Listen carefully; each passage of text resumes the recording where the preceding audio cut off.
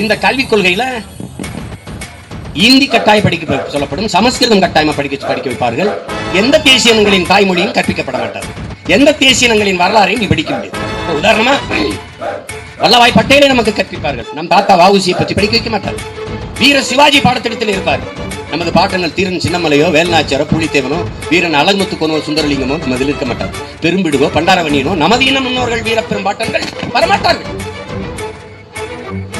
அவர்கள் சான்சிராணி லட்சுமிபாய் தான் இந்தியாவிலே அவர்களுக்கு வீரப்பெண். நமது பாட்டி வேலுநாச்சியார் அவர் படிக்க வைக்க மாட்டார். வேலுநாச்சியார் பிறந்து இறந்து 35 ஆண்டுகள் கழித்து தான் இந்த மணிக்கரணைங்கிற அந்த லட்சுமிபாய்ங்கிற பெண்ணே பிறக்கிறார்.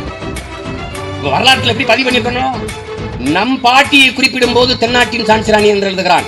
ஆனால் சான்சிராணியை எழுதும் போது வடநாட்டின் வேலுநாச்சியார் என்றுதான் எழுதியிருந்திருக்கணும். அதான் சரியானது. அப்ப வரலாற்றில் நிராகரிக்கப்படுகிறாய், நீ புறக்கணிக்கப்படுகிறாய், மறைக்கப்படுகிறாய். அம்பேத்கர் சொல்லுகிறார், வரலாற்றில் நிராகரிக்கப்பட்ட புறக்கணிக்கப்பட்ட இனத்தின் மக்கள் ஒரு நாள் தங்களுக்கான வரலாறை தாங்களே பதிவு செய்வார்கள் என்று சொல்லுவார்.